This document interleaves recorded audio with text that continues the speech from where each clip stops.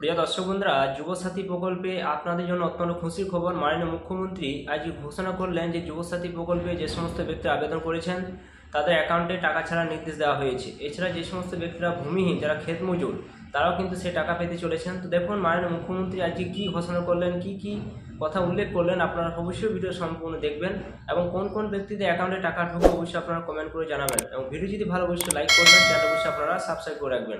যুবসাথী আর একটা ক্ষেত মজদুর, যারা কৃষক, তাদের আমরা টাকা দিই 10,000 টাকা করে। যাদের 1 একরের বেশি জমি আছে, যাদের 1 কাঠাও জমি আছে, তারাও 4,000 টাকা করে পায়। কিন্তু ভাগচাষী যারা কোনোদিনই কিছু পেত না, তাদেরও আমরা 4,000 টাকা দেবো বলে অ্যানাউন্স করেছিলাম।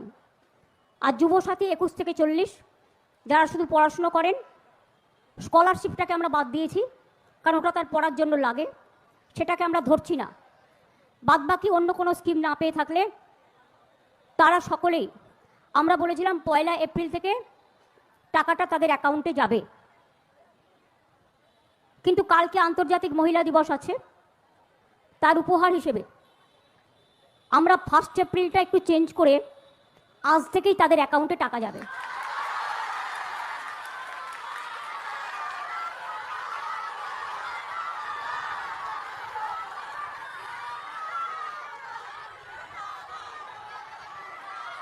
একুশ থেকে 40 বছর পর্যন্ত যারা আছেন, প্রায় 90 লাখ থেকে 1 কোটি ছেলেমেয়েরা এই দরখাস্ত করেছেন, যারা অন্য কোনো স্কিমে নেই, শুধু স্কলারশিপ পায়।